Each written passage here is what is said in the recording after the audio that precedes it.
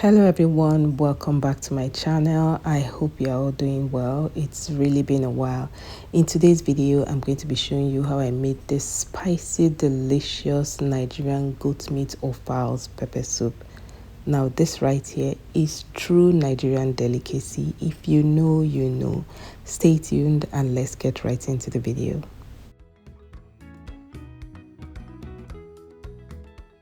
So here I have a mix of fresh goat meat offal.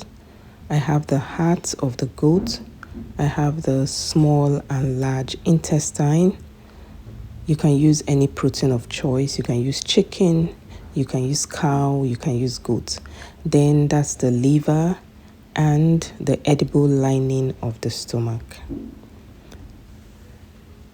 So this part of the stomach is really tough. It takes some time to cook, so you're going to have to cut it into really small sizes if you want to cook it fast.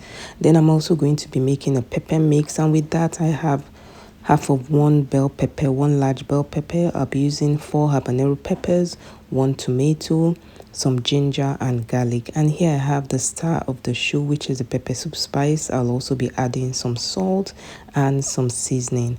I'll also be using some dried uziza leaf, which I forgot to show you here, but I'll be adding them towards the end. Next, I'll be cutting them into manageable sizes. Like I like to have them into bite sizes. Then for the lining of the stomach, it really takes some time to cook. So the larger you cut it, the longer it will take. So I like to cut it really small. That's the edible part of the stomach, also known as shaki. Cut them really small so that they cook on time or they cook faster.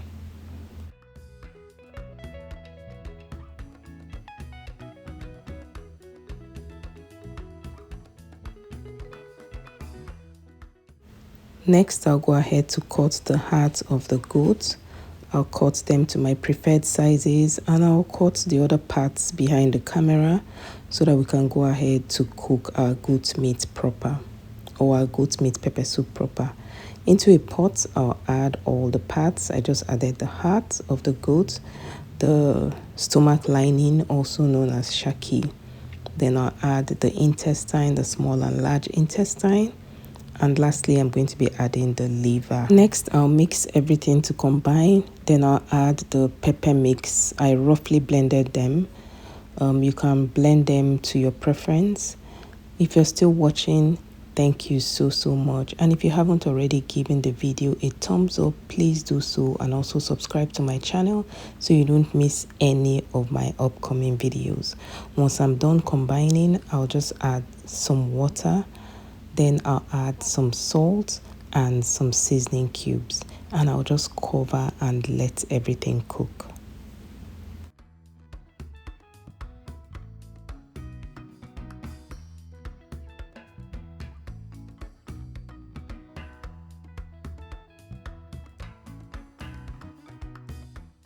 So while it is cooking, just make sure to check on it. It's going to take some time to cook, so this is me checking. I gave it a quick stir and I added some water just to make sure it has enough water to cook. This is going to take roughly 45 minutes to 1 hour if you want your, especially the shaki, to get really soft. One advice I like to give is not to over season your goat meat pepper soup so you can get its authentic flavor. Some people like to add crayfish, which is optional, but I prefer not to because I feel crayfish robs your goat meat pepper soup of its authentic flavor. Now this is me checking it and everything is really soft. Make sure you check your shaki to see if it is really soft. Next, I'll be adding the star of this recipe, which is the pepper soup spice. I added about a tablespoon of pepper soup spice. Make sure not to add too much. Then I'll be adding dried uziza leaves. If you don't have dried uziza leaves, you can use some scent leaves, but I prefer dried. I prefer using uziza leaf, fresh or dried. It gives it this authentic Nigerian flavor. I'm going to stir everything to combine and just leave it to cook for about 2 to 3 minutes.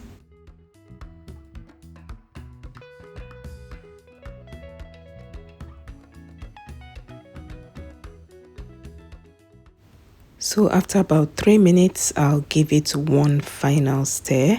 And after that, your assorted goat meat pepper soup is ready to be served. You can enjoy this on its own with your favorite drink. You can also have it with some white rice, some boiled plantain, some boiled yam, or boiled potato. The list is endless.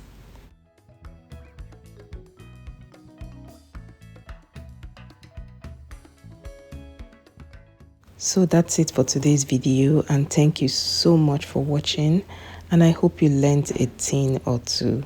Please don't forget to give the video a thumbs up and also subscribe to my channel if you haven't already done so you don't miss any of my amazing recipes. Thanks again for watching, and I'll talk to you in my next video. Bye.